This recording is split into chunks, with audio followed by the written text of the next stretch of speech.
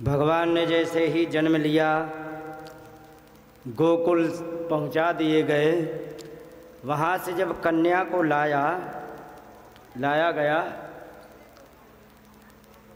तो वहाँ पर क्या हुआ कि जैसे ही वसुदेव जी के बंधन लग गए, द्वारपाल जगे, कन्या ने रोना प्रारंभ कर दिया, क्योंकि पाठ निर्धारित था ना, योग माया थी, पाठ निर्धारित था कि तब तक आपको कोई मूवमेंट नहीं करना है, कोई एक्शन नहीं लेना है, जब तक ये आ करके पहले जैसी स्थिति में न आ जाएं। देखा दरवाजे बंद हो चुके हैं, हथकड़ी बेड़ियां लग चुकी हैं। अब कन्या ने रोना प्रारंभ किया और योग माया के ही प्रभाव से द्वारपाल जग गए। पहले 4000 सैनिकों के द्वारा सुरक्षा की जाती थी। 8वें गर्भ के जन्म के समय 14,000 सैनिक लगा दिए।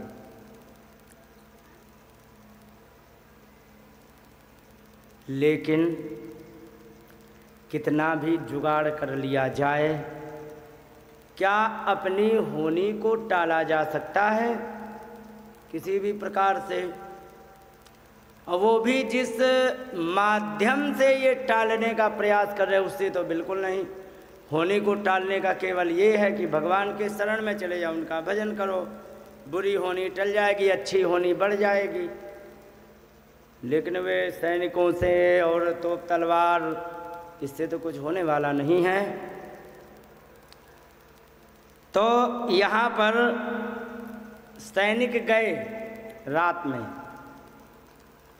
और जा कर के कहा, महाराज महाराज क्या हुआ क्या हुआ? 1-1:30 बजे होंगे, क्योंकि 12 बजे तो जन्म लिया है। वहाँ से गए हैं, आए हैं, कुछ समय लगा होगा, 12:30 से 1-1:30 बजे तक का समय रहा होगा। और जैसे ही गए, और 1-1:30 बजे जो होती है ना, वो होती है कच्ची नींद। और वैसे मैं कह दिया, महाराज भगवान ने वो 8वें गर्भ ने जन्म ले लिया, और एकदम हड़बड़ा के भगे।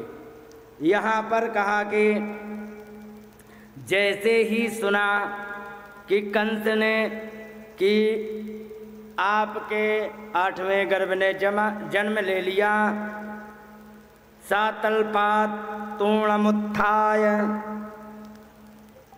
काले अमिति विवुहना सूति गृहम मगातूणम प्रस्खलन मुक्त मूर्धजम। जैसे ही पता लगा कि जन्म ले लिया तो वहाँ से तलपात माने बिस्तर से तुरंत भाग पड़े। दुर्दशा क्या है? मुक्त मूर्धजम, बाल खुले हैं। और कैसे जा रहे कि प्रस्खलन, गिरते पड़ते गए। और जैसे ही देखा देवकी माता ने कि हमारा भैया काल बन के आ गया जरा सी बच्ची के लिए, तुरंत उसने हाथ जोड़ करके बड़े दीन दुखी होकर के कहने लगी कि स्नु से तव कल्याण स्त्रियम माँ हंतुमर्हति। ये तुम्हारी भांजी है और ये तुम्हारी भांजी है, इसको मत मारो, ये बच्ची है और आपने बहुत से बच्चे हमारे मार डाले। त्वया दैत्य निर्दिष्टेन पुत्रैका प्रधीयताम, आपने मार डाले, केवल एक कन्या बची है, इसी को दे दो। और ये अंत में हमारी एक कन्या है, इसके अतिरिक्त और कोई नहीं है। और अंत में जन्म ली है, अगर जो इसे मार डालोगे तो मेरे कोई भी संतान बाकी नहीं रहेगा। इस प्रकार से कहा कि दातुमर्हति मंदायांगे माँ चरमाम प्रजा। ये चरमाम अंतिम प्रजाम संतान को मुझे दे दो। लेकिन वो इतना स्वार्थ से पागल हो गए थे कि उन्होंने किसी की बात नहीं सुनी। तम गृहीत्वा चरणयोः, दोनों पैरों से पकड़ लिया, जो थी कैसी की जात मात्रम स्वसुः सुताम, जिसने केवल जन्म लिया है उसके चरणों को पकड़ लिया। अपोथयत शिला पृष्ठे सार्थोन्मूलित सौहृदः, पत्थर की शिला पर उसने अपोथयत पटकने का प्रयास किया। और क्यों? कई स्वार्थ से उन्मूलित सौहृदम, इतना स्वार्थ से भर गया था कि सारी रिश्तेदारी, सारा प्रेम, सब कुछ समाप्त कर दिया। लेकिन वो नहीं जानता था कि जिसे हम पटक रहे हैं वो यथार्थ में कोई साधारण बच्ची नहीं है, वो तो योग माया है जो कि भगवान के इशारे पर नाटक करने आई है। इस प्रकार से जब पटकने का प्रयास किया तो यहाँ पर हाथ से छूट करके आकाश मार्ग में चली गई और जा करके वहाँ पर 8 भुजाओं से प्रकट हो गई। कहने लगी कि किम मया हतया मंद, अरे मूर्ख तू मुझे क्यों मार रहा है? जाता तव खलु तव, कहाँ गया? जाता खलु तवांत कृत, तेरा अंत करने वाला जाता उत्पन्न हो चुका है। यत्र का वा पूर्वम श्मश्रु हिंसी कृपणान वृथा, अब तो जो पहले निर्धारित हो चुका है वो तो सब होगा ही, और तू व्यर्थ में बच्चों को क्यों मार रहा है? अब उसे पछतावा हुआ। अब वो बड़ा रोया, बड़ा गिड़गिड़ाया, हे भगवान 8वें का डर था, वो तो 8 भुजाओं में प्रकट हुई, हम उसे मार ही नहीं पाए, जिसका डर था वो तो हाथ से ही निकल गया। अब उसे ये लग रहा है या तो ये मारेगी या फिर कह दिया योग माया ने वो तो जन्म ले चुका, ले। अब पछतावा हुआ तो रोता गिड़गिड़ाता देवकी और वसुदेव जी के पास गया और जा करके बड़ी उसने क्षमा मांगी है। अहो भगिन्यो महो भाम मया वाबत पाप मना, अरे हमारी बहन और बहनोई जी आप मुझे क्षमा कर दे। से पुरुषाद इवापत्यम बहवो हिंसिता सुता, मैंने हत्यारे की तरह मैंने तुम्हारे पुत्रों बच्चों को मार डाला है। अब कह रहा कि सत्वम त्यक्त कारुण्यम त्यक्त ज्ञाति सुहृद खला, कान लोकान वै गमिष्यामि ब्रह्म हेव मृतम श्वसन, मैंने सारी रिश्तेदारी, सारी दया को छोड़ करके किसी भी बात की मर्यादा का पालन ना करते हुए मैंने तुम्हारे बच्चों को जो मारा है, तो कान लोकान गमिष्यामि, कान लोकान कौन कौन से लोकों में मैं जाऊंगा मुझे खुद पता नहीं है, क्योंकि मैंने तुम्हारे बच्चों को मार डाला है।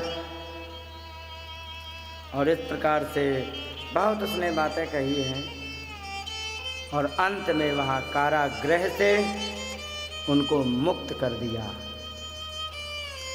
कारागृह से मुक्त कर दिया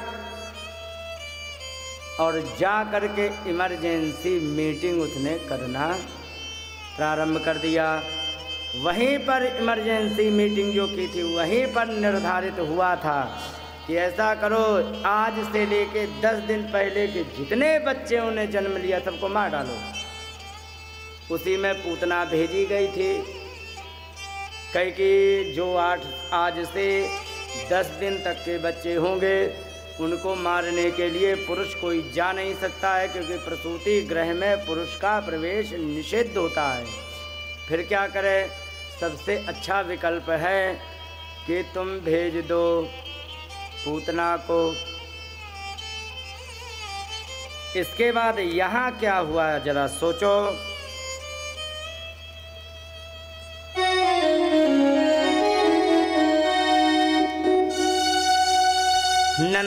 त्वात्मज उत्पन्ने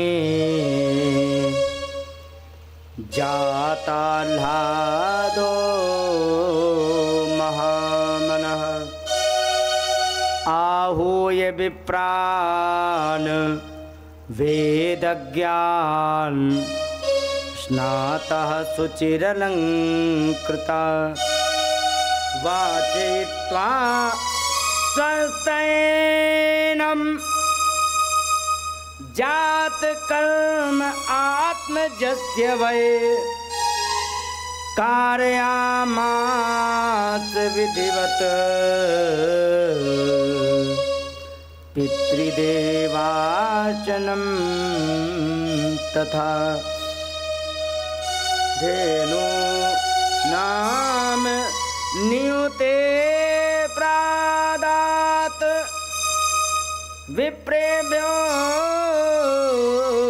समलंकृते तिलादीन सप्तरत्नौघ शात कौमांबरा व्रतान। नंद बाबा को पता लगा कि हमारे यहाँ पुत्र ने जन्म लिया, आत्मज उत्पन्न।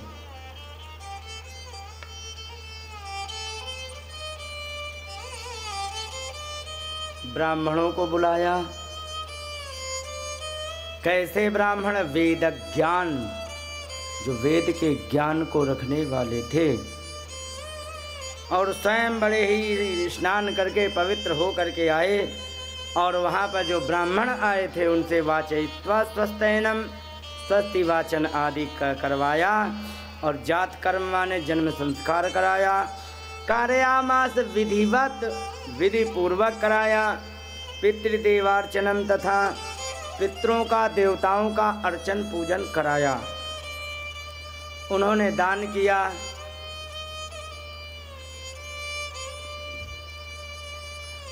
दान इतना किया कि आजकल का व्यक्ति सुन के बेहोश हो जाएगा। धेनु नाम नियुते प्रादात। संस्कृत की गिनती बता दें।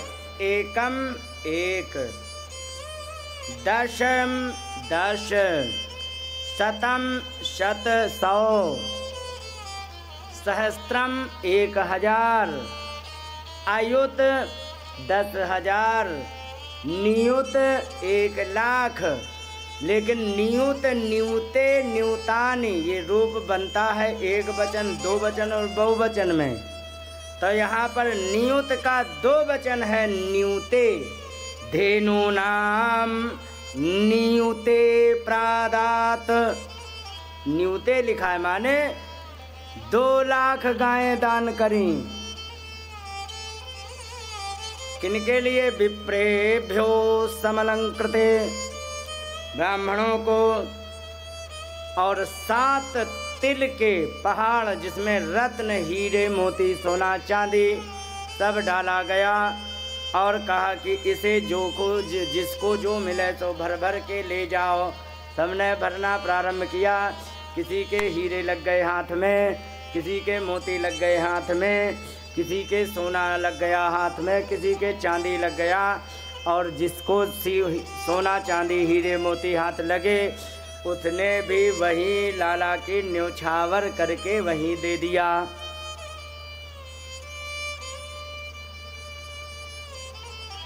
इस प्रकार से यहाँ पर बड़ा अच्छा मंगल उत्सव हो रहा है।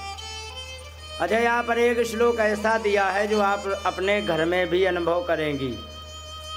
वहाँ पर बड़े बड़े घरों की सजी धजी आ रही थी। हाँ, कोई नंद बाबा मुखिया थे। अब बड़े घरों में जो होते तो बड़े घर के आते हैं, गरीब घर में गरीब घर के जाते हैं। होता है कि नहीं? बड़े घर को निमंत्रण भी दोगे तो उसकी सेवा नहीं कर पाओगे, वो ऐसी जगह नहीं बैठा पाओगे। तो बड़े बड़े घर की आई।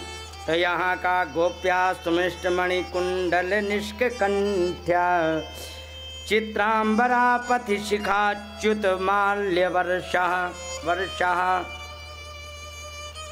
गोपियों ने बड़े ही सुंदर सुमृष्ट मणिकुंडल, निष्क कंठ्या, गले में एक निष्क नाम का आभूषण धारण कर रखा है, मणियां धारण कर रखी हैं, कानों में कुंडल धारण कर रखे हैं। नंदालयम सबलया ब्रजतीर्विरेजु, व्यालोल कुंडल पयोधर हार शोभा। कहने लगे कि नंद बाबा के महल में, नंदालयम नंद बाबा के घर में, सबलया, बलय कहते हैं कंकण को, कंकण पहने हुए माताएं वहाँ विचरण कर रही हैं। ब्रजती विरेजु, ब्रजती विरेजु का मतलब समझ रही हो? कहीं ये काम करने जा रही, उठ के जा रहे, कहीं वो काम करने उठ के जा रही, जो चल फिर रही है ना इधर उधर, तो कह कि ब्रजती विरेजु, ब्रजती माने चलती फिरती, विरेजु माने बड़ी सुंदर लग रही हैं।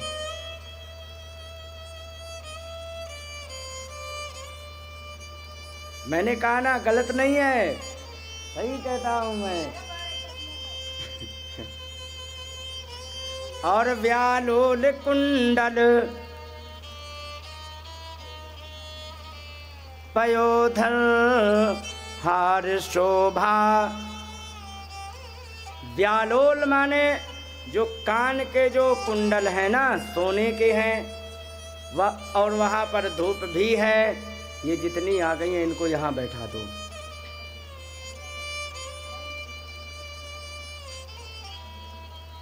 तो कुंडल जो हिल रहे हैं तो उसकी चमक जो सूर्य की पड़ रही है, तो उस चमक के कारण उनका मुखमंडल बड़ा ही शोभायमान हो रहा है। और हार धारण किए हुए हैं।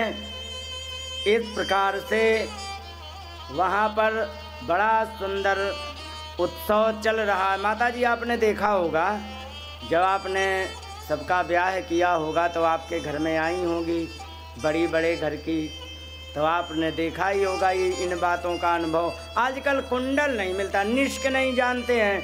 निष्क तो मैं भी नहीं जानता हूँ, लेकिन लिखा है इसमें एक निष्क नाम का आभूषण है जो गले में पहने हैं। हमें पता ही नहीं निष्क क्या होता है। किसी सेठ जी से मिलेंगे, वे माताजी आ जाएं तो फिर हम उनसे पूछें कि निष्क बनाया जाता कि नहीं। आज आई नहीं है, आ जाएंगी। तो एक निष्क नाम का आभूषण हुआ करता था और कानों में सोने के कुंडल लटक रहे थे। आजकल ऐसा वो आ गया जमाना कि बटन जैसे चिपका लिए, क्या हिलेंगे क्या चमकेंगे। इस तरफ भी जगह है, चिंता मत करो, इस तरफ। तो इस प्रकार से वहाँ पर बड़ा ही सुंदर दृश्य दिखाई पड़ रहा है, बड़ा सुंदर। एक बार होता है सजी धजी माताएं जिस घर में आती जाती हैं ना, ऐसा लगता साक्षात लक्ष्मी जी आ गई हैं। कभी भी अनुभव कर लेना, मैंने तो खूब किया है। माताएं जब आती हैं, सौभागिनी जितनी होती हैं, आ करके खूब बढ़िया साज श्रृंगार करके गाना बजाना, मंगल उत्सव हो रहा है और वहाँ पर तो देखो क्या बढ़िया लगते हैं। तो यहाँ पर और जितने भी थे सभी ग्वाल बाल आए। उन सभी ग्वाल बालों ने ता आशीषम प्रयुंजान नाचिर न आचरण पापी है बाल के, और उन्होंने सभी ने आशीर्वाद दिया और बड़ी लंबी आयु हो, इस प्रकार का आशीर्वाद दे करके हरिद्रा चूर्ण तैलत भी सिंचन्त्यो जन्म उज्जगुह। हल्दी चूर्ण माने कहते हैं गुलाल को, और तेल आदि इनसे एक दूसरे को सींच रहे हैं। और सींचते हुए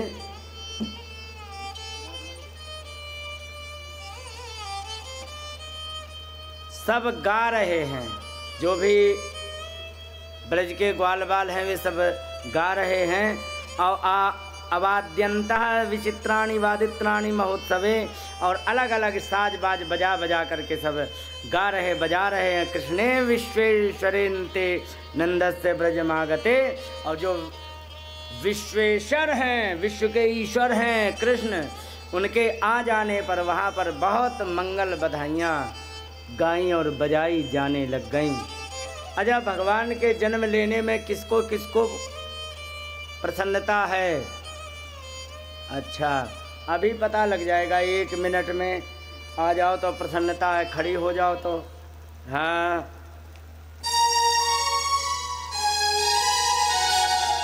और तुम दूसरे से कह रही हो। जन्मे है कृष्ण कन्हैया गोकुल में, बाजे बधैया रे।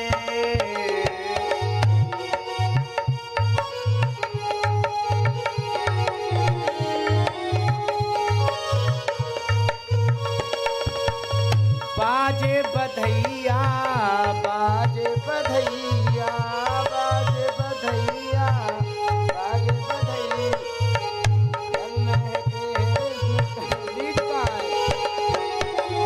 बाजे बधैया रे।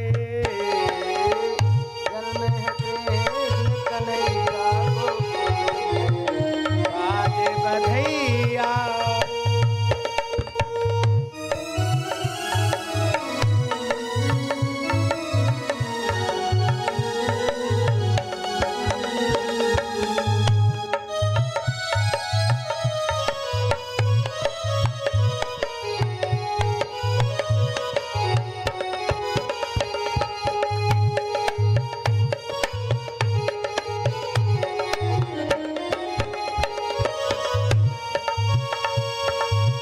नंद मगन मन मोतिया लुटावे, नंद मगन मन मोतिया लुटावे, नंद मगन मन मोतिया लुटावे, नंद मगन मन मोतिया लुटावे।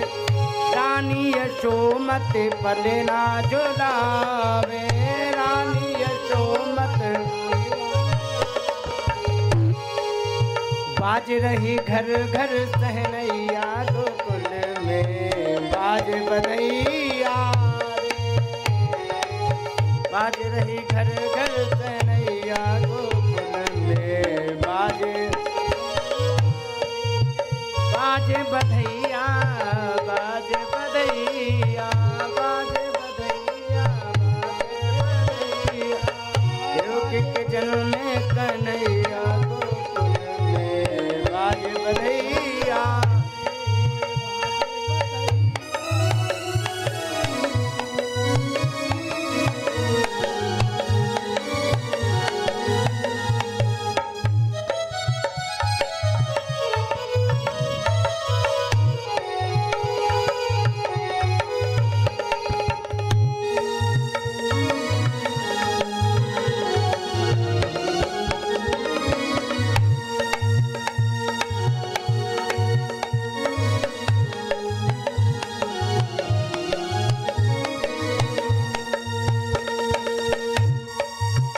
सुंदर मन हरि रूप सलोना, सुंदर मन हरि रूप सलोना, सुंदर मन हरि रूप सलोना, सुंदर रूप सलोना। कृष्ण की छवि में है जादू टोना, कृष्ण की छवि में जादू टोना। बलदाऊ के भैया गोकुल में बाजे बधैया रे। कृष्ण कन्हैया गोकुल में बाजे बधैया रे।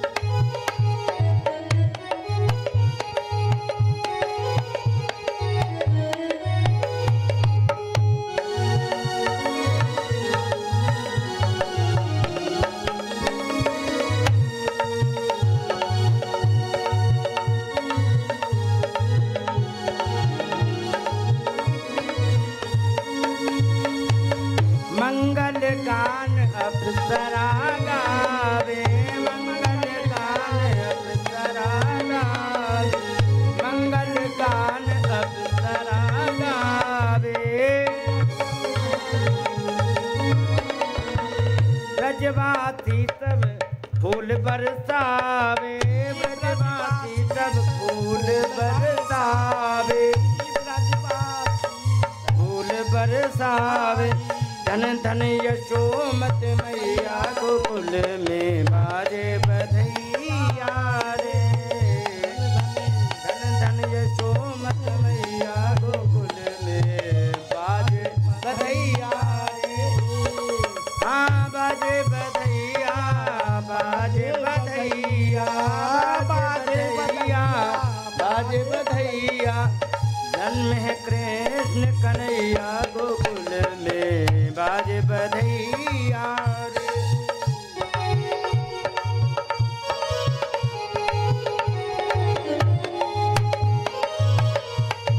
हाँ जन्म है कृष्ण कन्हैया गोकुल में बाजे बधैया रे, बाजे बधैया, बाजे बधैया, बाजे बधैया, बाजे बधैया। जन देवकी के जन्म में कन्हैया गोकुल में बाजे बधैया रे। हो देवकी के जन्म में कन्हैया गोकुल में बाजे बधैया रे, बाजे बधैया रे, बाजे बधैया रे। बोलिए गोविंद भगवान की जय।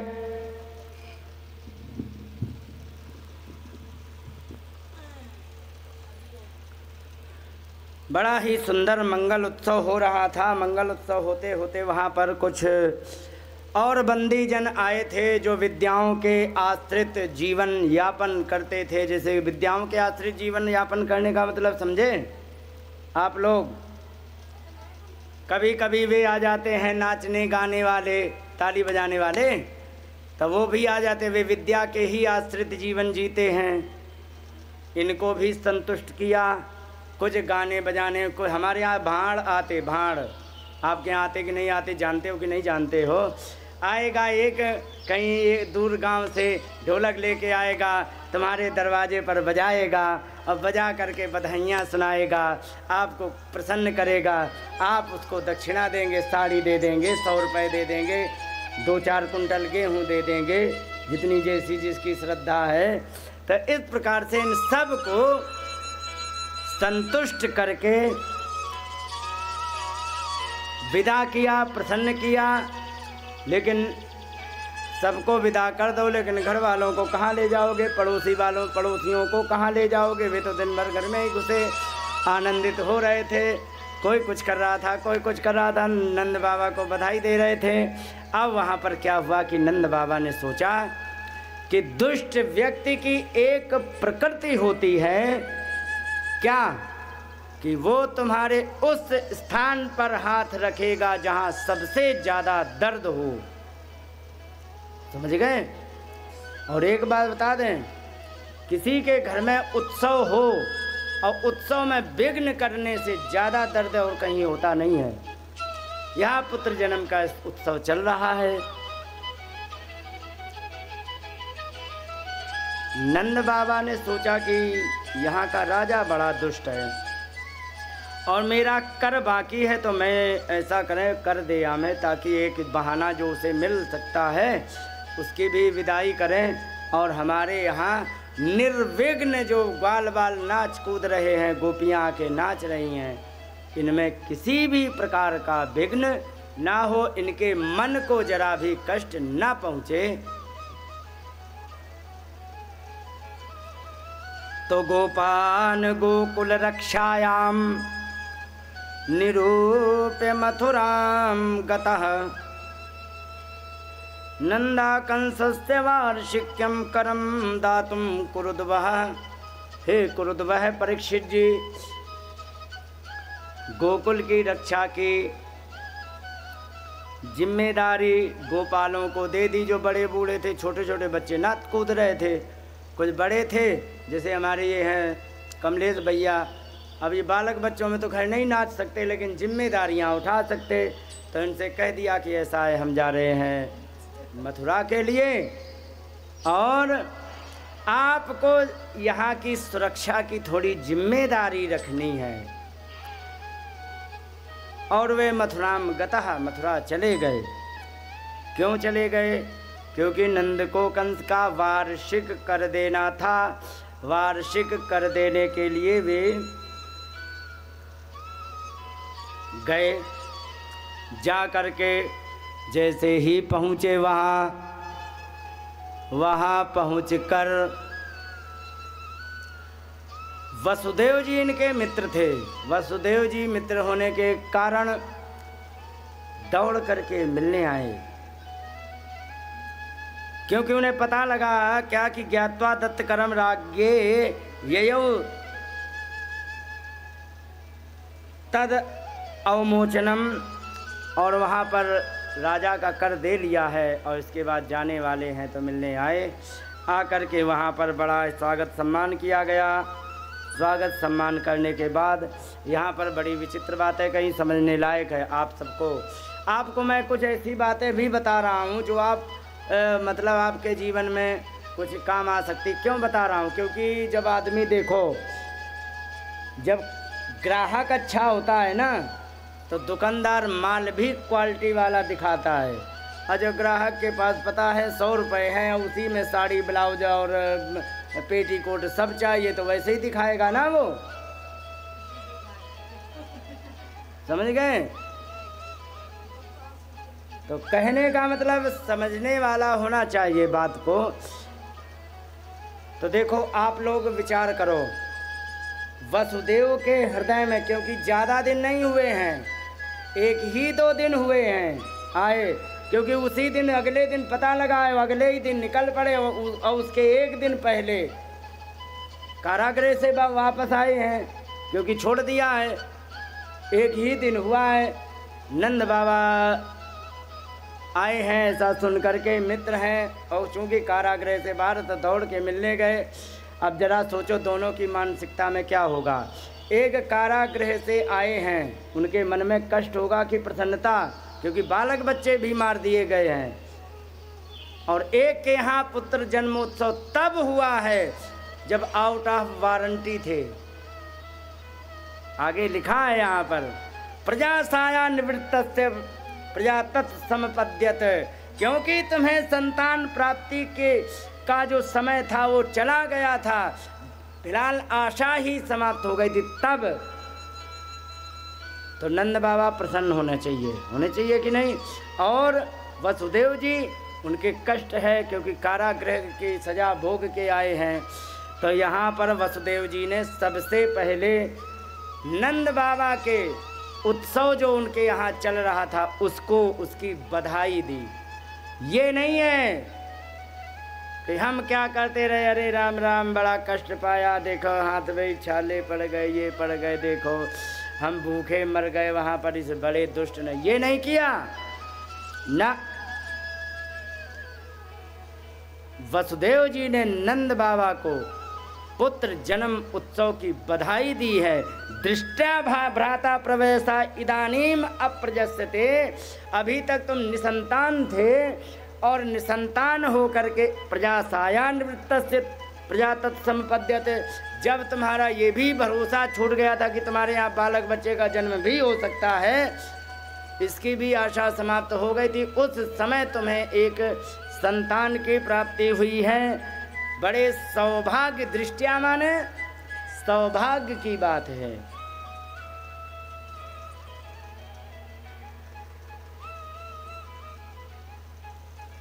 दृष्टा संसार चक्रेस्मिन् वर्तमान पुनर्भवम् उपलब्धो भवान अद्य दुर्लभम प्रिय दर्शनम। इस संसार में भटकते हुए व्यक्ति को, बार बार आता जाता व्यक्ति है, ऐसे में सबसे कठिन कार्य है कोई सज्जन पुरुष मिले, और आप मुझे सज्जन पुरुष के रूप में मिले हो।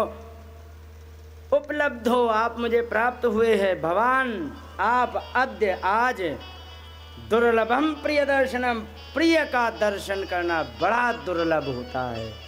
पता लगे जिससे प्रेम हो जाए बहुत ज़्यादा और वो चला जाए, और जाने के बाद कहो 4-4 साल न मिले, अब उसकी याद में तड़पते रहो। एक हमारा मित्र था बचपन का, बहुत प्रेम करते थे, नाम था नरेंद्र, और उससे बहुत प्रेम करते थे। और वो लगभग 12-13 साल की अवस्था में 1 साल में मित्रता गहरी हो गई और ऐसे छूटे। आज तक उसका दर्शन मुझे नहीं प्राप्त हुआ है। ऐसा होता है।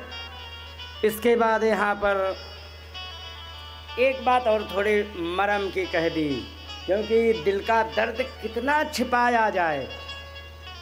कुछ चीज़ें ऐसी हैं माता कौन छिपती हैं। तुम मातन पे नहीं, सब पे। एक तो तुम्हारे अंदर प्रेम कितना है ना, ये आपका चरित्र बता देगा। दूसरी बात, आप पढ़े लिखे कितने हो, ये आपकी वाणी बता देगी। खाते पीते कितना हो, ये आपका शरीर बता देगा। तुम्हारे अंदर प्रेम कितना है, ये आपकी आँखें बता देंगी। बताती कि नहीं? हाँ। आचारम कुलम आख्याति, तुम्हारा आचार विचार जो होता है वो तुम्हारे कुल को बता देता है कि निकृष्ट परिवार से हो या बहुत अच्छे परिवार से हो। और बपुर आख्याति भोजनम, और ठीक ठाक हो। हमारे कमलेश भैया जैसा स्पष्ट पता लग जाता है कि ये खाने पीने के चकाचक शौकीन हैं। और वचनम श्रुतिम आख्याति, वाणी जो होती है तुम्हारी शिक्षा और दीक्षा को बता देती है। स्नेहम आख्याति लोचनम, प्रेम तुम्हारा आँखों से दिखाई पड़ ही जाता है। प्रेम की आँखें अलग होती हैं, ये चीज़ें हैं वो दिख जाती हैं। और हृदय का जो दर्द होता है वो चेहरे से दिख जाता है। इनका एक दर्द था।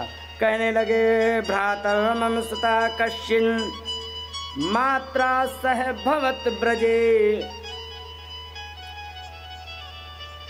हे भाई, मेरा भी एक पुत्र है, अपनी माता के साथ आपके यहाँ रह रहा है, और मैं कितना बड़ा दुर्भागी अभागा व्यक्ति हूँ, क्योंकि वो ये जानता ही नहीं है कि इनके असली पिता मैं हूँ। क्यों नहीं जानता? क्योंकि तातम भवंतम मनमानः, आपको अपना पिता वो मानता है, क्योंकि भवद्भ्याम उपलालितः, उसे प्रेम ही इतना दिया गया है कि वो समझ ही नहीं पाया कि वास्तविक पिता मैं हूँ या आप हो। नंद बाबा की एक महानता भी बताई। बच्चा परिवार में चाहे भाई का हो, चाहे बहन का हो, चाहे किसी का हो, असली व्यक्ति वही होता है जो कभी भी अपने और गैर में अनुभव ही ना करने दे कि ये इन्हीं के बच्चे हैं या भाई के बच्चे या बहन के बच्चे। वो असली प्रेमी होता है, घर परिवार को लेके चलने वाला। समझ गए? 4 स्त्रियां घर में हों, एक खुद की पत्नी, एक छोटे भाई की पत्नी, एक बड़े भाई की पत्नी, ये सब हो, और यदि व्यक्ति ये अनुभव ही ना होने दे कि हमारी पत्नी अलग है और ये अलग है, जान लीजिए बहुत बढ़िया हैंडल कर रहा है। क्यों? क्योंकि पत्नी का पत्नी तक ही व्यवहार ठीक है, लेकिन जब सामान्य में आ जाते हैं तो सब बराबर हैं आदर और सेवा के लिए। समझ रहे हैं? किसी की कोई कमी नहीं होना चाहिए इस चीज़ को। ये होता असली गृहस्थ जो संभाल के चलने वाला होता है। सास को भी चाहिए है, चाहे छोटी बहू भले ही चाय देर में बना के दे, लेकिन प्रेम उतना ही दे, नहीं तो पैर की जगह गला भी दबाया जा सकता है। बोलिए गोविंद भगवान की। अच्छा, 3 बहू में पैर कितनी दबाती, गला कितनी दबाती? हमने तो सब पैर दबाते देखे, अकेले भले ही दबाती हूँ, गला तो बात अलग है, लेकिन अभी तक तो तुम्हारे पैर ही दबाए जाते हैं।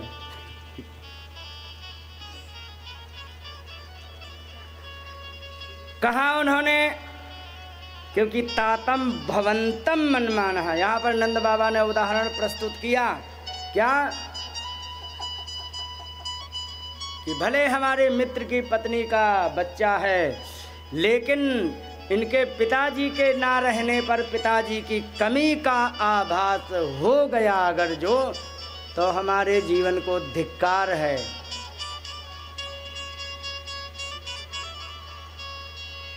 यही बातें समझने की है और ये हर व्यक्ति को चाहिए। काहे का मैनेजमेंट कर रही हो यहाँ से बैठ के?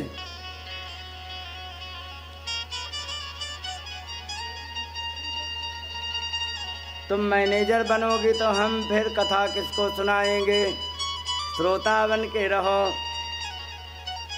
तो कहने का मतलब इतना प्रेम दिया है नंद बाबा ने अपने मित्र के बच्चे को कि वो आज तक नहीं समझ पाया। साल भर का हो गया है और वो समझ ही नहीं पाता है कि ये वास्तविक पिता हैं या फिर हमारे पिता कोई और हैं। और यही स्थिति होती है पति पत्नी में, क्योंकि बाप को छोड़ करके आती है पत्नी, तो उस लड़की को इतना प्रेम दो कि बाप की भी उसे कमी का अनुभव ना हो। ये सारी बातें माँ को छोड़ के, माँ का भी प्रेम पति को देना पड़ता है, बाप का भी प्रेम पति को देना पड़ता है। और इसी प्रकार से तुम्हारे घर में यदि कोई हो, उसे भी इतना प्रेम दो कि वो अपने घर का ही है, चाहे रिश्तेदार आ जाए चाहे पड़ोसी आ जाए। लेकिन पहचान के, पीठ में छुरा मारने वाला पड़ोसी नहीं होना चाहिए। इसके बाद यहाँ पर नंद बाबा से कहने लग गए। अब नंद बाबा ने उनके कष्ट का अनुभव किया कि कल छूट के आए हैं कारागृह से। तो अहो ते देवकी पुत्राः कंसेन बहवो हताः, तुम्हारे और देवकी के पुत्रों को कंस ने बहुत से मार दिए। एकावशिष्टा वर्जा कन्या सापि दिवम गता, एक अंत में अवर्जा माने सबसे बाद में जन्मी हुई कन्या, वो एक बची। मारने का प्रयास किया, मार भले ही नहीं पाया, लेकिन वो तो आकाश में चली गई, फिर भी तुम्हारे हाथ नहीं लगी। नूनम हृदयनिष्ठोयम दृष्टा परमो जना, अदृष्टमात्मानः सत्वं यो वेद न सनमुह्यते। कहने लगे कि ये सारी बात हृदयनिष्ठोयम, सारे बात प्रारब्ध की होती है और इसमें जो होता है वो सारा का सारा हमारे द्वारा, हमारे प्रारब्ध का लिखा हुआ होता है। इसमें कोई इसको हेर फेर नहीं कर सकता है। तो हम जहाँ हैं वहीं पर खुश रहें। जब ऐसा होता है तो फिर जो भी व्यक्ति होता है कभी भी वह दुखी नहीं होता है। इस प्रकार से दो बातें ही कह पाए नंद बाबा। तुरंत वसुदेव जी ने कहा, अरे मित्र सुनो सुनो सुनो, कि हाँ बताओ। अरे कि तुमने कर दे लिया, कि हाँ आप मुझसे मिल भी चुके, कि हाँ, कि तुरंत उठो जाओ जाओ जाओ जाओ, क्या हो गया? अरे कि नेस थे हम बहुत थे संत उत्पाताश्च गोकुले, यहाँ बहुत देर मत रुको, हमें ऐसा लग रहा है कि जैसे गोकुल में उत्पात होने वाला है, जाओ जाओ जाओ जाओ जाओ। लो, उन्हें कैसे पता? एक तो ये सत्यवादी थे, इतने सत्यवादी थे कि कंस ने एक ही बार में विश्वास कर लिया कि मैं तुम्हें बच्चे दूंगा।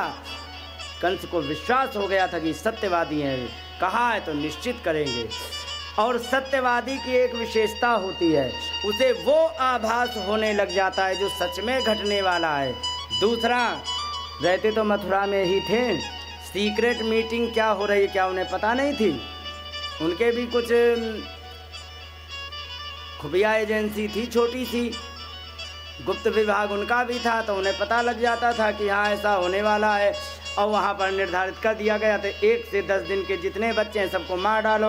और ये उन्हें पता लग गया था, उन्हें पता था कि कल ही जन्म लिया है, खतरा हो सकता, तुरंत भगा दिया। नेस थे हम बहुत थे, बहुत देर यहाँ मत रुको, चलो संत उत्पाताश्च गोकुले, हमें ऐसा लग रहा गोकुल में उत्पात होने वाला है। और इस प्रकार से कह करके उन्हें विदा कर दिया गया। विदा करने के पश्चात अब वे जा रहे थे। अब ये बताओ, कहीं भी पता लगे कि दूर कोई आफत आ गई है, आने वाली है और तुम रास्ते में हो तो क्या कर सकते हो बताओ? भगवान का स्मरण करने के अलावा बताओ। नंद बाबा ने भी वही किया। तुरंत नंदापति बचा शौर्य नमशेति विचिंतयन। मार्ग में देखा कि वसुदेव जी के वचन कभी भी मृषा माने मिथ्या नहीं होते हैं और उन्होंने कहा है तो निश्चित कुछ गड़बड़ होने वाला है। तो उन्हें विश्वास हो गया तो हरिम जगाम शरणम, भगवान की शरण में गए। उत्पात आगमन शंकिता, और उत्पात आने वाला है ऐसे शंका से भगवान की शरण में गए। अब यहाँ का हालचाल सुनो। जब ये देने चले गए थे क्या कर, उसके पीछे ही पीछे लगी एक चली आई थी, आई जिनका नाम था कंसेन प्रहिता घोरा पूतना बालघातिनी शिशूंचचार निघ्नन्ति पुरग्राम ब्रजादिषु। कंसेन के द्वारा प्रहिता माने भेजने पर एक पूतना आ गई जो क्या है कि बालघातिनी, बच्चों को मारने वाली है। शिशूंचचार निघ्नन्ति, छोटे छोटे बच्चों को मारती हुई जा रही थी। कहाँ कहाँ? कई पुर, जैसे तुम्हारा रायपुर कुछ बड़ा है और ग्राम कुछ छोटा, जिसको तुम ढाणी बोलते हो। हाँ, तुम्हारे यहाँ ढाणी बोली जाती है, हमारे यहाँ छोटा गांव बोला जाता, और इसमें संस्कृत में उसे पुर बोला जाता है। और एक ब्रज आदिशु, ब्रज माने गौशाला आदि में, हाँ ब्रज माने ब्रज क्षेत्र नहीं, ब्रज माने गौशाला होती है। चूँकि 84 कोस में गोपालों की गायें रहा करती थी तो उसका नाम ही ब्रज पूरा गौशाला ही पड़ गया, इसलिए ब्रज 84 कोस है। तो वहाँ पर पुरग्राम ब्रज आदिशु, गौशाला आदि में सब जगह चारों तरफ वो मारती हुई चली जा रही थी। जहाँ पर छोटे छोटे बच्चे दिखे और वो यहाँ पर आ गई। अब वहाँ पर आई तो देखिए बड़ी बड़ी सेठानी जैसी मोटी मोटी और बड़ी बढ़िया बढ़िया बड़े बड़े घरों की आ रही हैं। तो लगे वो जान गई कि यहाँ पर लगे बड़े घर के हैं कोई, और जब बड़े घर के आए हैं तो यहाँ पर निश्चित ज़्यादा भीड़ होगी। अच्छा, गरीब के घर में भीड़ ज़्यादा होती कि बड़े घर में? हाँ, बड़े घर में ज़्यादा भीड़ होती है। नंद बाबा बड़े घर के थे, जान गई भीड़ बहुत होगी और यहाँ पर बड़ी बड़ी सुंदर सुंदर सजी सजी बड़े बड़े घरों की आएंगी। अब हम पहुँच गए बड़े बड़े दांत लेके, काला काला चेहरा लेके, तो बहुत बुरी तरह मारेंगे गिरा के, जान गए, और सब मिल के मारेंगे ब्रजवासी। उसने तुरंत नाटक किया और तुरंत अपना मेकअप बनाया, और मेकअप बना करके दो ने नकली मेकअप बनाया और दोनों की दुर्दशा हुई। एक बहन जी आई थी कि नहीं? कहाँ से? लंका के ब्यूटी पार्लर से मेकअप करके आई थी कि नहीं? वहाँ पर तुलसीदास जी कह रहे हैं, रुचिर रूप धरि प्रभु पहि आए,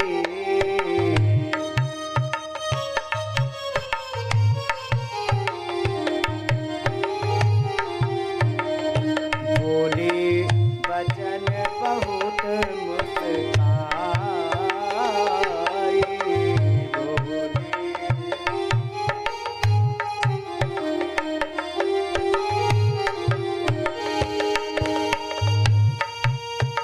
वहाँ पर उसने राम जी से प्रपोजल रखा, हमारे पास, हम आपके पास आई हैं, हमसे तुम ब्याह कर लो।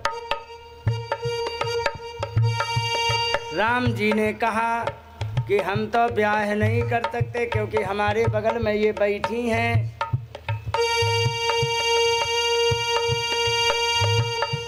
राम जी ने सीतहि चितहि कही प्रभु बाबा, सीतहि चितहि कही प्रभु बाता, सीतहि चितहि कही, क्या कहा? आहाई कुमार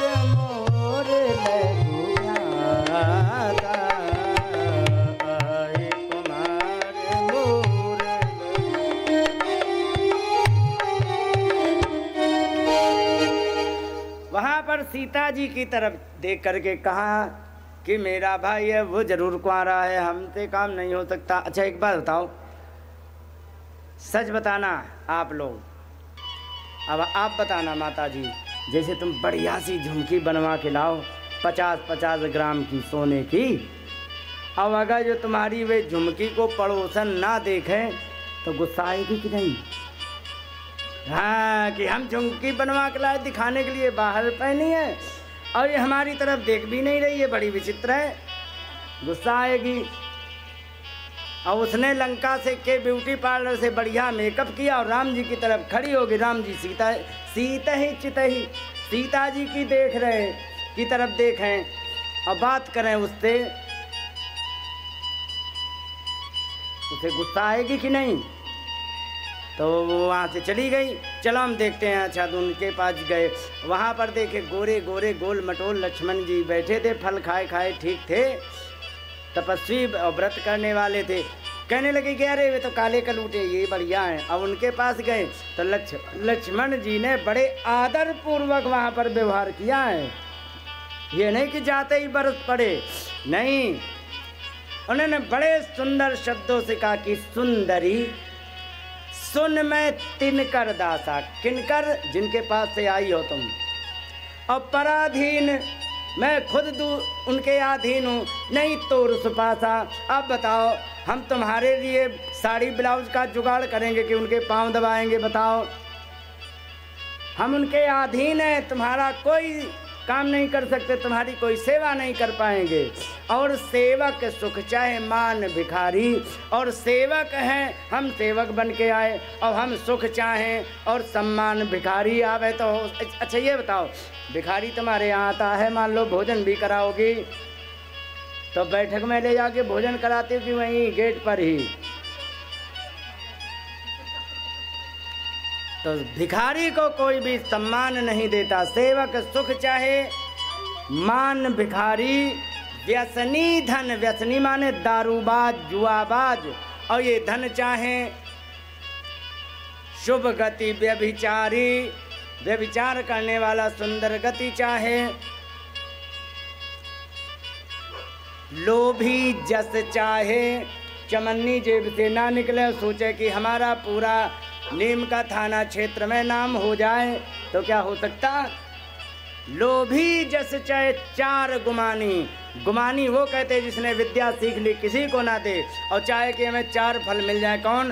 धर्म अर्थ काम मोक्ष। तो ये ऐसे ही मान लो कि गाय नहीं है और ऐसे ही ऐसे कर रहा है, बाल्टी धर के दूध निकल आएगा क्या? जब गाय नहीं है, कुछ नहीं, ऐसे ही करे तो नभ दूधी दूध चाहत ए प्राणी। तो वे ऐसे ही मान लो कि आकाश से दूध निकालना चाह रहे हैं, उन्हें कुछ भी नहीं मिलने वाला। तो मैं सेवक हूँ, मैं तुम्हारी सेवा नहीं कर सकता हूँ, इसलिए तुम जाओ कोई और जुगाड़ करो जो कि मतलब ठीक ठाक पढ़ा लिखा ऑफिस में काम करता हो, जो कमाता भी हो, और के पास जाओ। और एक ये आ गई मेकअप करके नकली। सुखदेव भगवान ने ज़्यादातर देवियों के श्रृंगार का वर्णन किया, कभी कभी गोपियों के, लेकिन इसके श्रृंगार का वर्णन विशेष किया। क्यों किया? क्योंकि बता रहे सुखदेव भगवान क्या कि कितना उसने नकली तमाशा रचा। कह रहे हैं कि ताम केश बंध व्यतिशक्त मल्लिकाम, बृहन्नितम स्तन कृच्छ मध्यमाम, सुवाससम कंपित कर्णभूषण, त्रिशूलशत कुंडल मंडिताननाम। कहने लगे कि केस बंधा माने जूड़ा में क्या किया? व्यतिशक्त मल्लिकाम, जूड़ा बनाया, उसमें मालती के फूल फंसा लिए हैं। बृहन्नितम स्तन कृच्छ मध्यमाम, बड़ा ही सुंदर शरीर बना हुआ है, और सुवाससम, सुंदर वस्त्र पहने हैं, और कंपित कर्णभूषणम, कानों के आभूषण वे हिल रहे हैं, और हिलने से सूर्य की किरणें पड़ रही, तो उसी तुषा माने कांति माने चमचमाहट से, कुंतल माने टेढ़े घुंघराले बाल और उस तुषा से मंडित आननम, बड़ा सुंदर उसका मुख लग रहा है। ब्रजवासी भोले भाले। एक और इसमें श्लोक कहा गया है, क्या राक्षसी के रूप का वर्णन करना, यहाँ पर उन्होंने तो खैर कर ही दिया है। लिखा है, मनोहरंती बनिता ब्रजऊ कसा, मन को हरण करने वाली इतनी सुंदर बन के आई। राम राम राम। और किसका बनिता, किनकी, कई ब्रजऊ कसा, ब्रजवासियों की स्त्रियों का मन हरण कर रही, इतनी सुंदर बन के आई। और जबकि तुलसीदास जी क्या कह रहे हैं, कह रहे हैं कि मोहन नारी नारी के रूपा, उत्तरकांड, मोहन नारी नारी के रूपा, पन्नगारी यह नीत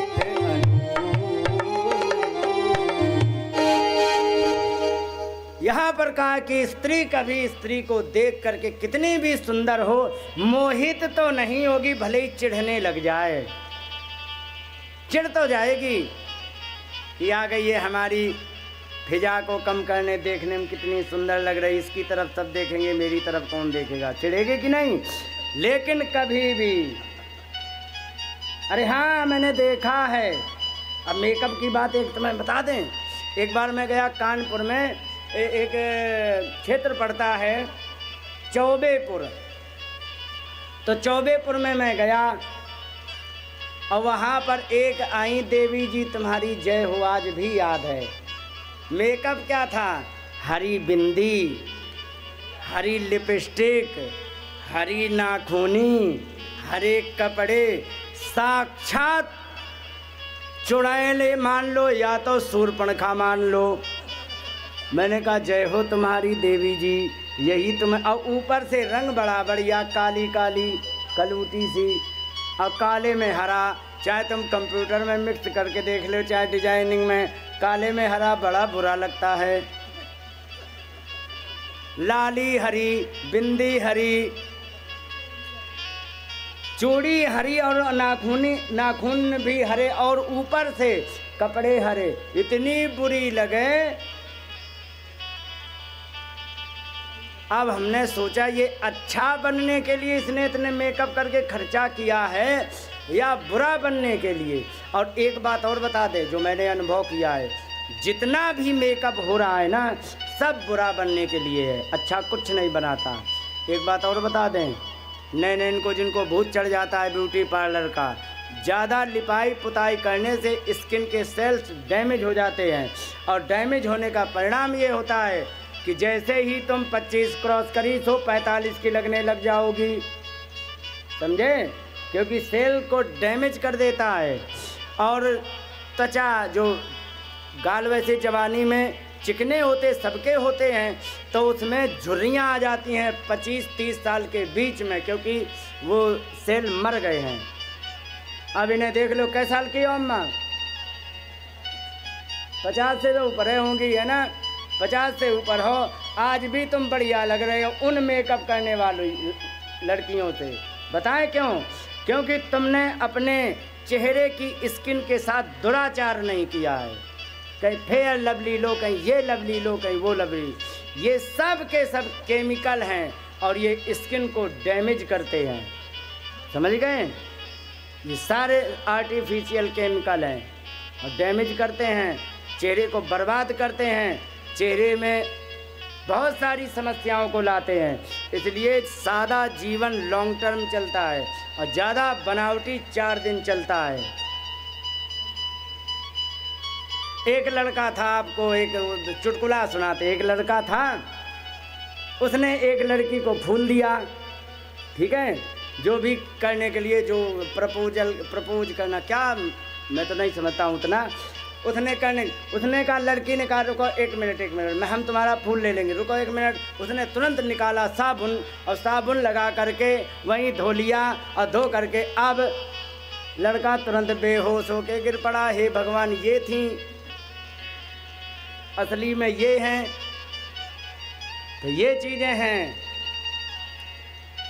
तो यहाँ पर उसने बड़ा सुंदर रूप बनाया, रूप बना करके आ गए। भगवान को 2 चीज़ें नहीं पसंद भाई, एक ही चीज़, भगवान को नकली माल नहीं पसंद है। हाँ, तुम्हारे पास कुछ नहीं है, कोई दिक्कत नहीं है, आप एक पत्ती तोड़ के ले जाओ, किसी की भी, तुम्हारे पास कुछ ना हो, बाजरा की पत्ती तोड़ लो। उन्होंने पत्रम कहा है, तुलसी दल नहीं कहा है। गीता में शायद 2 जगह है, 9वें अध्याय में और 18वें अध्याय में। भागवत में 1 जगह है, सुदामा चरित्र में। और कॉमा, फुल स्टॉप और विसर्ग का भी कोई अंतर नहीं, एक पंक्ति है, पत्रम पुष्पम फलम तोयम यो मे भक्त्या प्रयच्छति, जो मुझे भक्ति पूर्वक। अब तुम्हारे पास कुछ नहीं है तो किसी की भी एक पत्ती ले जा करके उनको चढ़ा दीजिए। मैं कर रहा था एक जगह कार्यक्रम, और गरीबी अमीरी का कोई मीटर नहीं है, किसी भी जात में, किसी भी जगह। एक ऐसे राजपूतों के परिवार की लड़की आई, उसकी माँ बीमार रहती थी, हर सब प्रकार की दुनिया, तो उसके पास कुछ नहीं था, खेत पे गई थी, अब वे बेर ले आई छोटे छोटे, अब बेर भगवान को समर्पित किए। बताओ उस लड़की के हाथ के बेर भगवान को कितने मीठे लगे होंगे, लगे होंगे कि नहीं? लेकिन ये नहीं है कि तुम्हारे पास है सब कुछ लेकिन अब निकल कुछ नहीं रहा, कहते हे भगवान मौसम दीन ना दीन हित तुम समान रघुवीर, हमारे जैसा कोई दीन नहीं है, तुम्हारे जैसा कोई दीन का हितकारी नहीं है। लेकिन बैंक में करोड़ों की प्रॉपर्टी, काहे कि तुम दीन हो, समझ रहे हो? तो इस प्रकार से नकली काम भगवान को नहीं पसंद है। तो भगवान को जब पसंद नहीं तो उन्होंने तुरंत आंखें बंद कर ली। विबुद्धताम बालक मारिका ग्रहम चराचरात्मा सन्मीलिते क्षण। भगवान ने देखा कि ये नकली बन के आई है और कोई प्रेम से तो आई नहीं है, समझे? और है कौन? कर्म अच्छे नहीं, बालक मारिका ग्रहम, बालक को मारने वाली ग्रह के रूप में है, बुरे ग्रह के रूप में। तो ऐसा जान करके चराचरात्मा निमीलिते क्षण, जैसे ही भगवान के पास गई सो तुरंत भगवान ने आंखें बंद कर ली। और उसने क्या सोचा कि जरा सा लाला है, 1 दिन का है, गोद में लेंगे जहर तो इतना भयंकर लगा के आए कि मुंह में जाते ही राधे राधे हो जाएगा। लेकिन वो भूल गई कि जिसे तू लाला समझ रहे, वो तेरे बाप का भी पिताजी लगता है। ऐसे ऐसे भी जहर होते हैं कि मुंह में जाए और हाथ भी नीचे ना आ पाए तब तक मर जाएगा, वही हलाहल जहर। विज्ञान में आजकल वो एक होता है पोटेशियम साइनाइड, इतना घातक जहर होता है कि यदि तुम हाथ ले जाते, उसे ऐसे करते देख सकते हो, और मुंह में गया हाथ वापस लाते तुम नहीं देख पाओगे, तब तक तो राधे राधे। वही वाला जहर लगा के गई कि मुंह में लगते ही काम खत्म हो और आगे बढ़ जाए मिशन के लिए। अब वो भूल गई कि जिसे तू मारने आई है उस संसार का पालन प्रलय और संहार इशारे मात्र से करता है। और उसने क्या किया? अनंतम आरोपयदंकमंतकम यथोर्गम सुप्तम अबुद्ध रज्जुधे। किसको गोद में ले लिया? अनंतम आरोपयत, अनंत भगवान को गोद में लिया है। और लिया किसे है? कई अंतकम, अंतक जानते हो? यमराज जिसे कहते हैं, हाँ, यमराज को उसने ले लिया जो संसार का पालन श्रृंगार और जन्म सब कराते। अच्छा, यमराज क्यों कहा? क्योंकि भगवान ने इस यमराज शब्द के लिए स्वीकृति दी है कि हाँ मैं सच में यमराज हूँ। कहाँ पे? गीता का 11वां अध्याय जब 10वें में देख लिया कि हे भगवान, वहाँ पर जब उन्होंने उनकी दुर्दशा देखी, क्या कि उन्होंने देखा कि देखो तो हमने सबको मार डाला है, कि कैसे?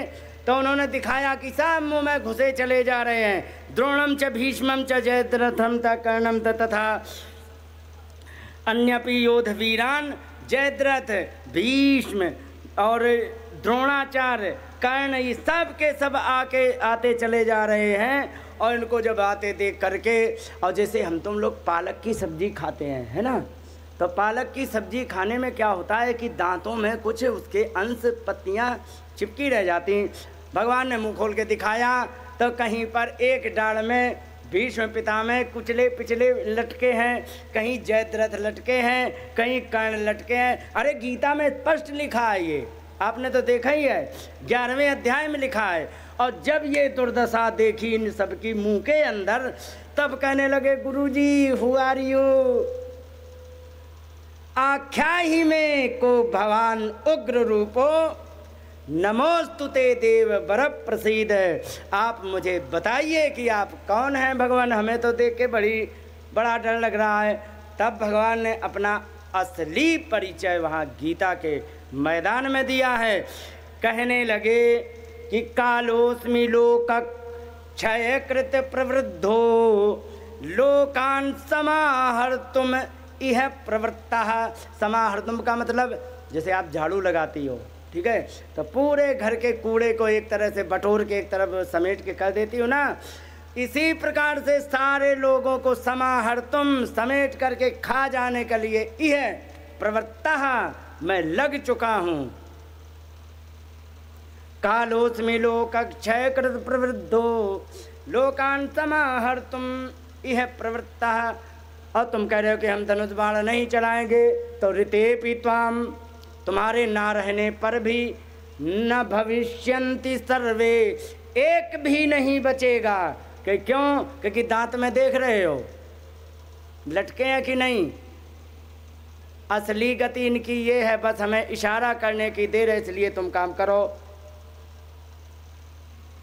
ऋतेपि त्वाम न भविष्यन्ति सर्वे यो वस्थिता प्रत्यनीकेषु योद्धा। जो विरोधी सेना में, प्रत्यनेकेषु माने विरोधी सेना में जो बैठे हुए हैं, एक भी नहीं बचेगा। इसीलिए मैं अभी भी तुमसे कह रहा हूं कि तस्मात् त्वम उत्तिष्ठ। और क्या करना है? केवल और केवल यशो लभस्व, केवल यश प्राप्त करो, बाकी मार तो मैंने वैसे ही दिया इन्हें। और यही बात सुखदेव जी कह रहे हैं उनके लिए कि अनंतम अंतकम, अंतक भगवान हैं, यथोरगम सुप्तम अबुद्ध रज्जुधि। और उदाहरण कितना बढ़िया दिया गया है, कैसे उठा लिया। क्योंकि ये भी सुनो, एक बात बताओ, अंधेरे में जा रहे हैं, इतना अंधेरा नहीं कि कुछ भी ना दिखाए, इतना उजाला भी नहीं कि कुछ दिख जाए कि हाँ स्पष्ट ये वस्तु पड़ी है। और वहाँ जा रहे हों और रास्ते में पड़ी हो रस्सी, ठीक है, टेढ़ी मेढ़ी, और अचानक दृष्टि पड़े तो उछल के 5 फुट दूर कूद के गिरोगे कि नहीं? क्या सोच के? अरे राम राम ये सांप है। लेकिन सच बताना, वो रस्सी पड़ी है, क्या तुम्हारा वो रस्सी कोई नुकसान पहुंचाएगी अंधेरे में? कुछ नहीं, क्यों? रस्सी है। लेकिन एक बात बताओ, अगर जो ये तुम्हें मिसअंडरस्टैंडिंग उल्टी हो जाए तो, कि वास्तव में सर्प पड़ा हो और तुम रस्सी समझ लो कि क्या बढ़िया रस्सी पड़े हो, तुम उठा के हो कोबरा और तुम डाल लो कंधे पर, काहोगो खाएगा और राधे राधे हो गए कि नहीं। और ये बात मैं नहीं लिखा कि यथा सुप्तम उर्गम, जैसे सोए हुए सांप को अबुद्ध रज्जुधि, अनजाने में रस्सी के धोखे कोई उठा लेता है, ऐसे ही पूतना ने छोटे से बालक के धोखे साक्षात यमराज को उठा करके छाती से उसने चिपका लिया। समझ गए? जैसे ही चिपकाया, उसने अपना प्रोग्राम चालू कर, जल्दी थी उसे, हाँ, क्योंकि यहाँ इसे मारे फिर अगला देखे, मिशन ही यही है, और जल्दी थी, उसने तुरंत प्रोग्राम चालू किया दूध पिलाने वाला। तो तस्मिन स्तनम दुर्जर वीर्य मुलवणम, बड़ा भयंकर जहर लगा है। वही बताया कि मुंह में जाते ही खत्म। घोरांक मादाय शिशोर ददावथ, भयंकर गोद में लेकर के मुंह में बच्चे के दूध दे दिया भगवान के। तो भगवान ने भी नाटक करना प्रारंभ कर दिया। भगवान तमाशा करने में कम नहीं रहते। और जैसे ही जहर लगा दूध दे दिया, भगवान ने क्या किया कि गाढ़म कराभ्याम, मजबूत हाथों से भगवान प्रपीड्य तत्, भगवान ने दबाना प्रारंभ किया। प्राणई समम रोष समन्वितो पिबत, हाथों से दबाते हुए प्राणों के साथ गुस्से में उन्होंने जहर प्राण दूध सब कुछ राधे राधे कर लिया। अच्छा एक बात और बता दे सुनो, धर्मात्मा व्यक्ति जो होता है ना, उसके जब प्राण निकलते हैं बड़े आसानी से निकल जाते हैं। जैसे रात में नींद में सो जाते हैं, सो गया ऐसे ही आराम से प्राण निकल जाते। लेकिन जिसके कर्म अच्छे नहीं होते ना, वो बहुत तड़पता है, 8-8 दिन तड़पता रहता है, अस्पतालों में जाता है, बकरे की तरह काटा जाता है, काटने के बाद फिर सिला जाता है, सिलने के बाद कहीं कुछ किया जाता है और अंत में कह देता I am sorry, he is no more, ख़त्म, मुझे क्षमा करना, वो राधे राधे हो गए हैं। यही मतलब। तो सारी दुर्दशा होकर के क्यों मर रहे हैं? क्योंकि उनके कर्म जो थे वो बाकी वे उधार पड़े थे, वे तो चुकाने ही पड़ेंगे। और इनके कर्म अच्छे थे नहीं, बच्चों को मारने वाली, तो उसके घबराहट हुई। और जैसे ही घबराहट हुई कहने लगी सामुंच मुंचालमिति प्रभाषिणी निष्पीड्यमाना खिल जीव मरमणि। यहाँ पर उन्होंने कहने लगे कि छोड़ दो भगवान, छोड़ दो। भगवान ने कहा पहले हमारे बारे में अच्छी तरह स्टडी करके आना चाहिए था, तुमने स्टडी की नहीं अच्छी तरह से, और आ करके तुम हमारे लिपट गई हो और फिर कह रही हो छोड़ दो। तुम वही बात कह रही हो जो हमारे खाते में ही नहीं लिखा है। जिसको भी पकड़ता हूँ कभी भी नहीं छोड़ता हूँ, चाहे प्रेम से पकड़े तो नहीं छोड़ते। मीराबाई को प्रेम से पकड़ा, अपने में ही समाहित कर लिया, और कंस को गुस्से में पकड़ा तो राधे राधे कर दिया, रावण को गुस्से में पकड़ा तो राधे राधे किया। हमारे खाते में छोड़ देना तो अब भगवान कहते कि मैं पकड़ता हूँ, पूरी जिम्मेदारी के साथ पकड़ता हूँ। एक बार क्या हुआ, युद्ध चल रहा था महाभारत का, वहाँ पर एक अश्वसेन नाम का सर्प आया और कर्ण से कहने लगा कि सुनो, तुम्हारी जितनी शत्रुता अर्जुन से है ना, उतनी शत्रुता मेरी भी है अर्जुन से। ऐसा करो तुम मुझे बाण पर लगा करके एक बार चला दीजिए, मैं इसको क्षण भर में इसको रथ सहित जला करके समाप्त कर दूंगा। कर्ण थे क्षत्रिय, कहने लगे अधर्म का युद्ध हम क्यों करें तुमसे, क्या हम कमज़ोर पड़ते हैं? उन्होंने मना कर दिया। अश्वसेन ने कहा कि पागल मत बनो, युद्ध है ये, जीतना है तो ठीक है, नहीं तो इनके विषय में तुम नहीं, मैं जानता हूँ।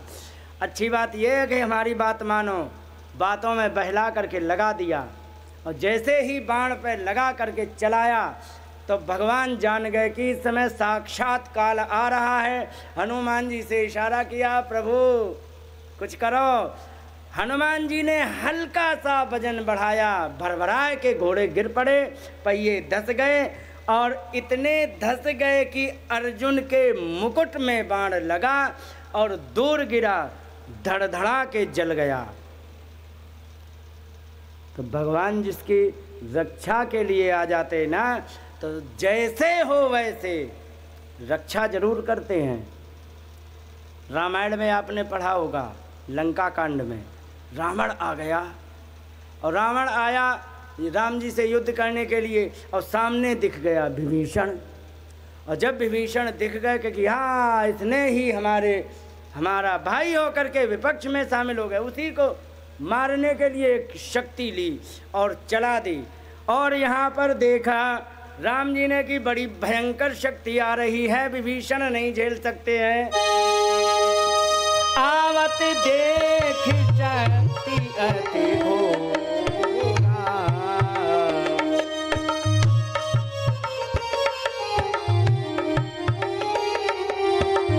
प्रणतारते भंजन पन मोरा, प्रणतारते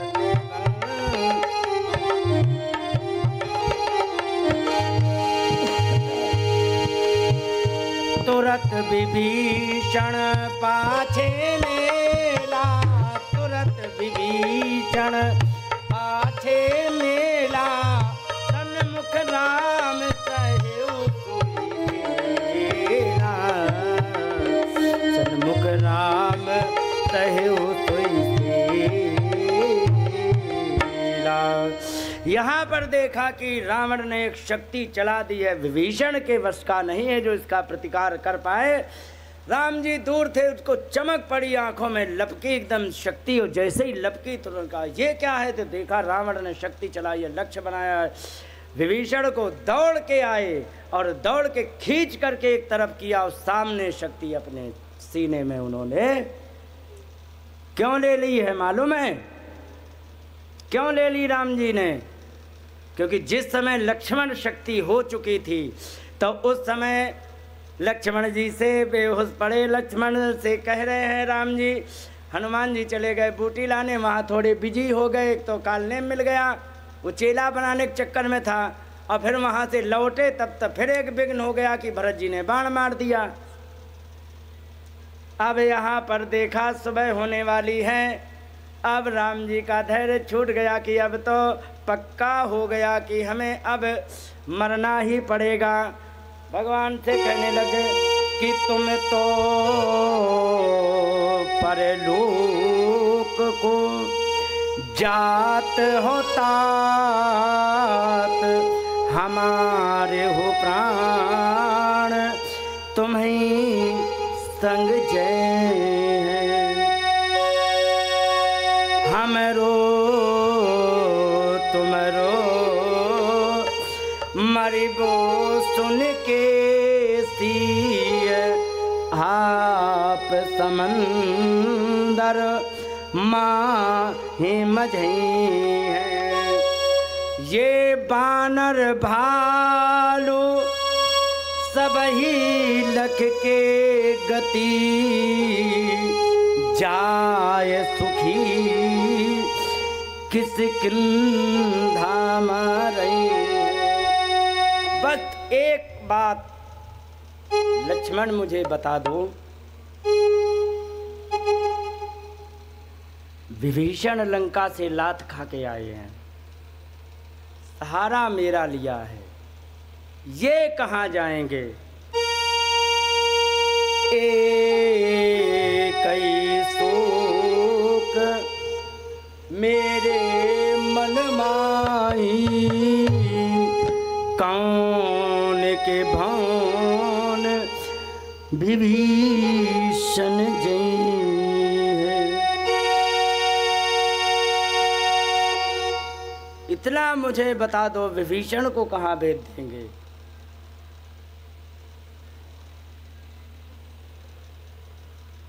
भगवान रक्षा करने के लिए जब आते हैं ना, अपने भी प्राणों की बाजी लगा करके भक्त की रक्षा करते हैं। तो कह रहे हैं कि विभीषण आए हुए हैं लंका से लात खा के, वहाँ जा नहीं सकते, इनके लिए कौन सा घर है ये मुझे बता दीजिए। इसीलिए सन्मुख राम सहु सोई सेला, और सामने आकर के वो बाण उन्होंने अपने छाती पे लगा लिया है, क्योंकि भगवान ने उनकी रक्षा करने का वचन लिया है। इस प्रकार से उन्होंने, कहने का अर्थ ये है कि भगवान जिसे पकड़ते हैं कभी नहीं छोड़ते हैं। और यहाँ कह रहे कि सामंच मुंचालमिति प्रभाषिणी, निष्पीड्यमाना खिल जीव मन मन। अरे तू छोड़ दे छोड़ दे। भगवान ने कहा मैं छोड़ने वाला नहीं हूँ। फिर क्या है कि विवृत नेत्रे, आंखें निकल आई, चरणों भुजौ मुँह, हाथ पैरों को प्रसन्न गात्रा क्षिपति रुरोध, पसीना पसीना हो गई, प्राण निकल रहे ना, पसीना पसीना हो गई, हाथ पैरों को पटक रही है और कोई बस नहीं चला, और उसे छुड़ाने का प्रयास करे, वो चिपक गया बुरी तरह। ये ऐसा ग्रह है जिसके लग जाए कभी नहीं छूटने वाला, समझ गए। अब वो चिपक गया, छुड़ाए नहीं, छूट रहा है। अब वो लगे हुए हैं दूध के बहाने प्राणों को पीने, प्राणों को पीते पीते एकदम उसने जब प्राण निकलते ना तो घबराहट होती है, और घबराहट में उसने एकदम तेजी से चिल्ला दिया तो चारों दिशाओं में आवाज़ गूंजने लग गई। और गूंजने लगने से यहाँ पेतु छितऊ वन वज्र निपात शंकया, और यहाँ चारों तरफ से इतनी तेज आवाज़ हुई कि लोग गिर पड़े आवाज सुन के। लिखा है रसात षष्ठ प्रतिनेदिरे जनाह पेतु छितऊ, जनाह पेतु छितऊ, लोग गिर गए आवाज सुन के। ऐसा कभी आप लोगों ने अनुभव किया है? कब? अच्छा, ब्रेन काम करना बंद। मैं एक बार दिल्ली में था, एक माइक ने सीटी मारी, इतनी तेज आवाज आई थी कि हमें लगा कि मैं गया, तब तक उसने बंद कर दी। तब हमें होश आया, और अगर जो आधा मिनट बज जाती तो एक आधे निपट जाते, हम जैसे तो गए थे। तो ऐसा होता है। और जैसे ही देखा कि लोग गिरने लग गए, और इसके बाद उसके शरीर का हिसाब किताब बिगड़ गया, और तो वहीं पर वो धड़ाम से गिर गई। अब मालूम है जिस समय गिरी तो कितना उसने चौपट किया है। सुनो, पतमानोपि तद्देहम त्रिगव्यूति अंतरद्रुमान चूर्णयामास राजेंद्र महदासीत तदद्भुतम। कहने लगे कि जैसे ही देह गिरी तो 3 गव्यूति के अंदर के वृक्षों को सब तोड़ डाला। एक गव्यूति होता है 2 कोस का, पढ़े लिखे बताओ क्यों?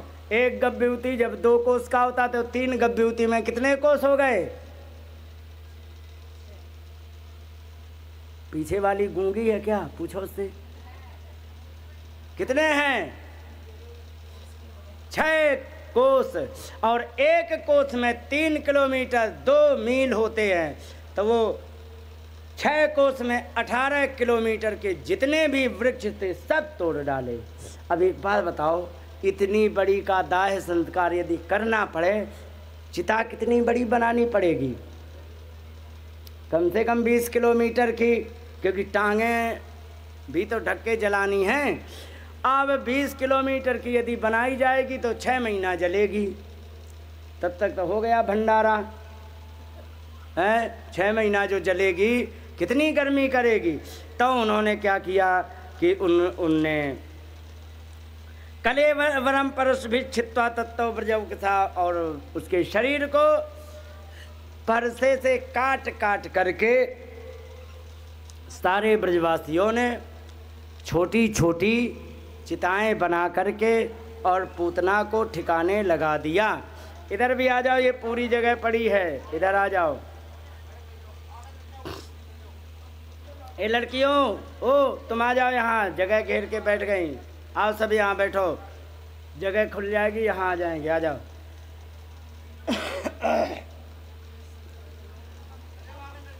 तो कहने का अर्थ यहाँ पर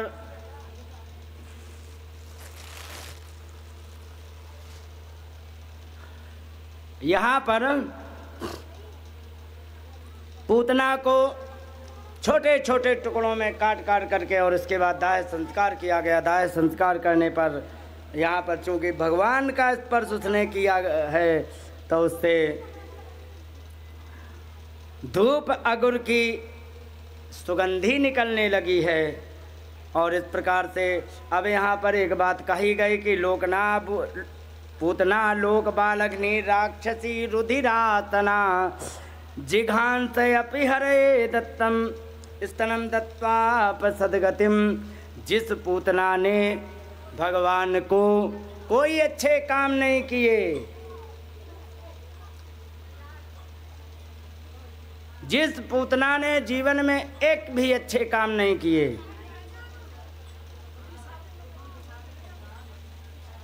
राक्षसी है, खाने पीने का साधन क्या कही? रुधिरासना, खून पी करके पेट भरती है। लेकिन भगवान को मारने की ही योजना से ही सही, लेकिन अगर जो अपना स्तन भगवान को दिया था, तो आप सदगतिम, अपने आप सदगति उसने प्राप्त कर ली। अच्छा एक बात बताओ, कोई भगवान से इतनी शत्रुता मानता है कि मिल जाए भगवान तो हम गर्दन काट दें, या मिल जाए तो हम जहर खिला दें, कोई इतनी शत्रुता मानता है क्या? कोई नहीं मानता। सब भगवान से प्रेम करते, थोड़ा बहुत जैसे है जितनी अपनी सुविधा है। तो एक बार बताओ, जो भगवान को मारने आई है, राक्षसी है, खून पीने वाली है, तो वो आई है, केवल एक सत्कर्म हो गया क्या? उसने भगवान को दूध पिलाने का प्रयास किया है, और जब दूध पिलाने का प्रयास किया तो उस छोटे से कर्म के परिणाम से लिखा है आप सदगतिम, उसने सदगति प्राप्त कर ली है। तो ये बताइए कि जब आप लोग भगवान को प्रेम से मिश्री का भोग लगाती हो, रोटी का भोग लगाती हो, बादाम का, काजू का, किशमिश का भोग लगाती हो, तो क्या तुम्हारी मुक्ति भगवान नहीं करेंगे? है कि नहीं है? तो सबसे बड़ी बात क्या है कि यहाँ पर हमें भरोसा हो जाए कि हमारी सदगति होगी ही होगी। क्योंकि आपको मैंने पहले भी निवेदन किया था, असली डॉक्टर वो होता है कि सबसे पहले रोगी और रोगी के साथियों को निर्भय कर दे, और निर्भय कर देगा तो हल्के इलाज से वो ठीक भी हो जाएगा। लेकिन डरा करके यदि उसका इलाज करोगे तो का दवा से, रोग से ना मरे, डर से मर जाए। तो भगवान यहाँ कह रहे हैं कि सुनो, या तो धान्य पिसा स्वर्गम अवाप जननी गतिम, कृष्ण भुक्त स्तन क्षीरा किमु गावो किमु मातरा। राक्षसी हो करके जिस पूतना को स्वर्गम अवाप, स्वर्ग प्राप्त कर लिया, और कौन सी कही? जननी गतिम। और जिन गोपियों ने भगवान कृष्ण को दूध पिलाया, भगवान कृष्ण को दही पिलाया, भगवान कृष्ण को की सारी सेवा की, तो उनको कौन सी गति देंगे? तो यही बात कह रहे हैं, ये भरोसा दिलाने की बातें होती हैं कि ये भरोसा ये दिला रहे हैं कि भगवान को प्रेम थोड़ा भी करो तो भी वो तुम्हारे लिए बहुत भगवान वापस करते हैं। और इस प्रकार से नंद बाबा ने पुत्र को ला, यहाँ माता ने फिर एक गए हैं तो वहाँ पर उठाया है पूतना के ऊपर से जलाने के पहले। तो यहाँ माता ने एक बाल रक्षा स्तोत्र का भी पाठ किया है, और यहाँ पर बाल रक्षा स्तोत्र बच्चे के लिए यदि रोज़ माता यदि झाड़ा लगाए तो उसको कभी भी नज़र नहीं लग सकती, कभी बीमारी नहीं हो सकती है, कभी कुछ नहीं हो सकता है। 10वें स्कंद के 6ठे अध्याय से 22वें श्लोक से 29 श्लोक तक है ये। तो इसका झाड़ा लगाना चाहिए। इस प्रकार से यहाँ पर बड़ा ही सुंदर पूतना वध, पूतना मोक्ष का एक प्रसंग श्रवण कराया। बोलिए गोविंद भगवान की जय।